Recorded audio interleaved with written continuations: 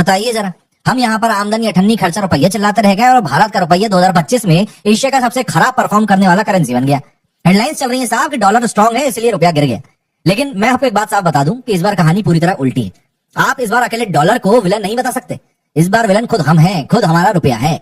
और विलन का असली किरदार छुपा हुआ है NERF नीर और RRR रीर नाम के टेक्निकल इंडिकेटर्स में, जिन्हें समझने की फुर्सत किसी को भी है नहीं और इसीलिए किसी को समझ में नहीं आ रहा है। दरअसल कहानी इस बार कुछ ऐसी है कि रुपया सिर्फ डॉलर नहीं बल्कि यूरो, पाउंड, येन, युआन इन सब के मुकाबले गिर रहा है। और जब एक करेंसी ग्लोबल बास्केट के सामने गिरती है तो आर्थिक भाषा में इसे टेम्पररी वीकनेस नहीं बल्कि स्ट्रक्चरल वल्नरेबिलिटी कहा जाता है। और आज हम उसी वल्नरेबिलिटी का सर्जिकल डिसेक्शन करने वाले हैं, बिना इमोशन के, बिना व्हाट्सएप यूनिवर्सिटी के डेटा के, सिर्फ hard data, geopolitical situation and monetary logic के साथ में। चलिए सबसे पहले बताता हूं कि दरअसल रुपये के साथ में हुआ क्या है। दरअसल एक साल पहले रुपया था 84 रुपए 50 पैसे पर और आज वो पहुंच गया है 90 रुपए की रेंज में। पर बड़ा शौक ये है कि यूरो के सामने गिरावट डॉलर से भी तेज हुई है। पाउंड के सामने सिचुएशन और खराब है। जापानीज येन जो दुनिया भर में कमजोर माना जाता है उसके सामने भी रुपया कमजोर पड़ा है। चीनी युआन के सामने भी डिप्रिसिएशन देखने को मिला है। और इसीलिए इसे कह रहे हैं global weakness, not bilateral weakness, है ना। सिर्फ डॉलर के सामने नहीं टूटा है, यानी रुपया अमेरिकी दबाव में नहीं टूटा है, रुपया हर तरफ से पिट रहा है। और जब एक करेंसी ब्रॉड बेस्ड डिक्लाइन दिखाती है तो समझ लीजिए कि सवाल डॉलर का नहीं बल्कि सवाल घर की ही किसी समस्या का है। तो अब ऐसे में सवाल उठता है वाई जी, तो आंसर छुपा हुआ है नीर और रीर में। जो लोग कहते हैं कि रुपया तो हमेशा डॉलर से ही कंपेयर होता है, उनके लिए ये एनालिसिस आंखें खोलने वाला है। किसी भी देश की करेंसी की असली सेहत दो इंडिकेटर से चलती है। पहला होता है नीर मतलब की नॉमिनल इफेक्टिव एक्सचेंज रेट और दूसरा होता है रील मतलब की रियल इफेक्टिव एक्सचेंज रेट। ये रुपया का असली मेडिकल रिपोर्ट होता है। नीर की अगर मैं बात करूं नॉमिनल फॉल या वर्ल्ड वाइड वीकनेस, तो देखिए नॉमिनल बताता है कि रुपया दुनिया की 40 प्रमुख मुद्राओं की टोकरी के मुकाबले कैसे परफॉर्म कर रहा है। 2015-16 को बेस ईयर अगर हम माने तो 100 रुपए आप लेके चलिए। अगर आज नीर 90 है तो इसका मतलब यह है कि रुपया 10% कमजोर हो चुका है। अब आप इसको देखिए असली तरीके से। जनवरी 2022 में नीर की वैल्यू थी 93.94। जनवरी 2025 में नीर की वैल्यू हो चुकी है 90.75। थोड़ी गिरावट है लेकिन मैनेजेबल है।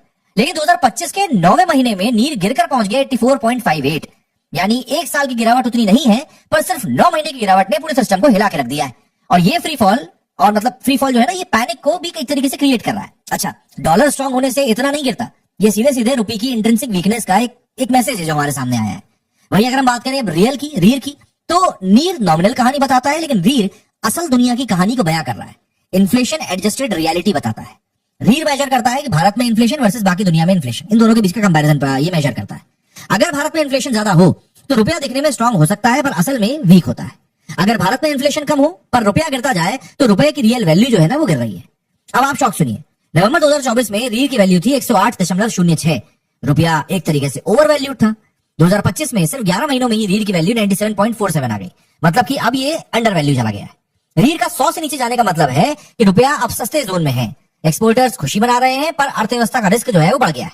और ये गिरावट अचानक नहीं आई है, ये डेलिबरेट भी हो सकती है। अब ये क्यों हुई है, व्हाई डिड दिस हैपन, तो इसके दो मेरे को फैक्टर समझ में आते हैं।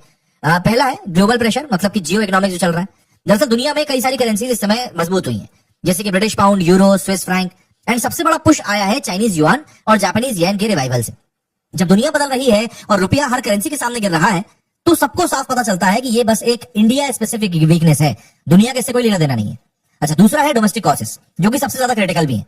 इसमें पहला आ जाता है रिकॉर्ड लो इन्फ्लेशन 0.25% का। भारत की सीपीआई इन्फ्लेशन इतिहास में सबसे कम है, जबकि यूएस में इन्फ्लेशन 3.5% के आसपास है। जापान, यूके, ईयू सब में ही इन्फ्लेशन ज्यादा था। अब देखिए, लो इन्फ्लेशन का मतलब होता है आरबीआई पर प्रेशर कम, करेंसी को सपोर्ट करने की अर्जेंसी कम। आरबीआई की स्ट्रेटेजी भी चेंज हुई है। दरअसल पहले आरबीआई 82-83 की रेंज में रुपये को बांध कर रखता था, डॉलर बेचता खरीदता भी रहता था। लेकिन अब आरबीआई एकदम घसीटने लायक आईएमएफ टर्म पे पहुंच गया, मतलब क्रॉल लाइक, एंड सिस्टम में शिफ्ट भी आया है। रुपये को धीरे धीरे गिरने दो, क्रैश नहीं होने देना है, लेकिन टाइटली पकड़कर रखने का खेल भी ऑब्वियस सी बात है बंद हो रहा है। ये स्ट्रक्चरल पॉलिसी शिफ्ट है और कुछ भी नहीं। तीसरा आ जाता है एक्सपोर्ट कॉम्पिटिटिवनेस पुश, मतलब कि एक्सपोर्टर्स को एक स्ट्रांग बनाना है ना, ये बात है। एक्सपोर्टर स्ट्रांग बनेंगे तो फॉरेन करेंसी हमारे यहाँ आएगी। ग्लोबल डिमांड लेकिन इस समय स्लो है। चाइना एक तरीके से डंपिंग कर रहा है और यूएस जो है वो टैरिफ को बढ़ा रहा है, इसीलिए पूरा का पूरा जो खेल है वो थोड़ा सा डिस्टर्ब हुआ है। इंडिया को सस्ता पड़ता होगा लेकिन असली रियलिटी यही है ना, ये एक बात आपको समझनी पड़ेगी। इसके अलावा इसके कुछ बेनिफिट्स भी हैं। सस्ते रुपए का मतलब होता है स्ट्रेटेजिक अपॉर्चुनिटी, मतलब कि इंडियन एक्सपोर्टर्स जो है वो ग्लोबली अट्रैक्टिव रहेंगे, क्योंकि लो करेंसी मतलब चीपर गुड्स। इंडिया एक तरीके से कॉम्पिटिटिवनेस में अपने आप को बहुत स्ट्रांग बनाएगा। इसके अलावा आईटी और दूसरी सर्विसेज इंडस्ट्री जो है ना, उनको बहुत बड़ा फायदा है, मतलब डॉलर की जो इनकम है ना वो उनकी बढ़ जाएगी।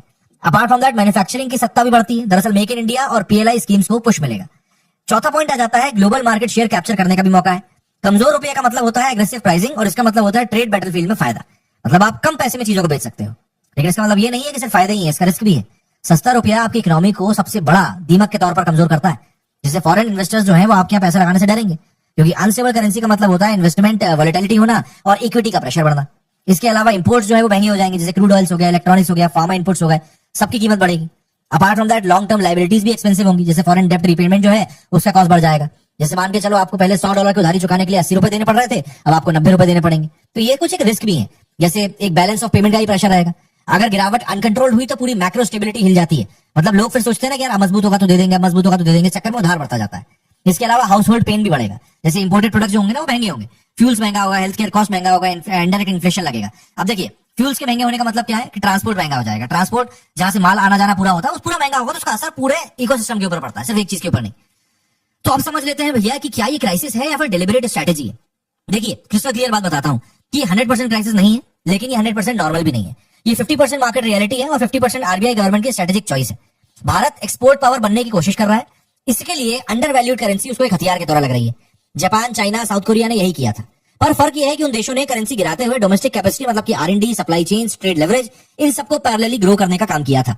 भारत के लिए भी यही रास्ता है, पर अगर रुपया बहुत तेज गिरा तो ये हथियार खुद अपने देश को नुकसान भी पहुंचा सकता है।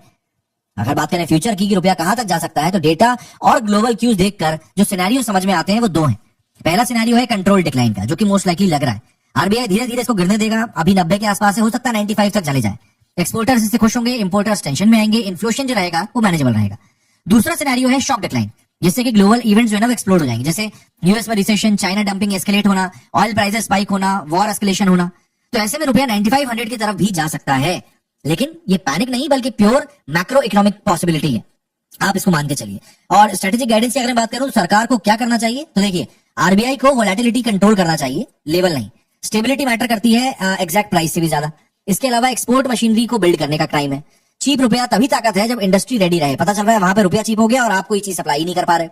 इसके अलावा इंपोर्ट डिपेंडेंस कम करनी पड़ेगी, मतलब इंपोर्ट क्योंकि महंगे हो जाएंगे तो ऐसे में एनर्जी, इलेक्ट्रॉनिक्स, फार्मा ये बहुत बड़ी वल्नरेबिलिटी क्रिएट करेंगे और इससे हमारी ही इकोनॉमी कमजोर होगी। फॉरेन इन्वेस्टर्स को भी यहाँ पर कॉन्फिडेंस देना पड़ेगा।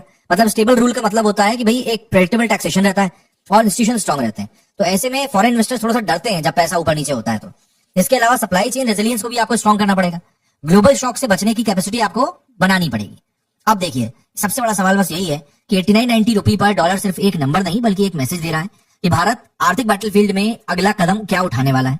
ये गिरावट अनकंट्रोल नहीं है, ये एक तरीके से छोड़ी गई है, सोच समझ के करी गई है। अब ऐसे में देखना यह है कि ये रास्ता सस्ता रुपया वाला भारत का हथियार बनेगा या कमजोर गाड़ी बनेगा। देखिए इंडिया इस समय एक बहुत ही मेजर इकोनॉमिक टर्निंग पॉइंट पे खड़ा हुआ है। करेंसी सिर्फ कागज नहीं बल्कि ये जियोपॉलिटिकल वेपन भी होती है। इसे कैसे चलाना है यही असली परीक्षा है। फैक्ट पहले, फियर बाद में, स्ट्रेटेजी पहले, शोर बाद में, एंड हमारे राष्ट्र का इंटरेस्ट सबसे ऊपर। जय हिंद, जय भारत।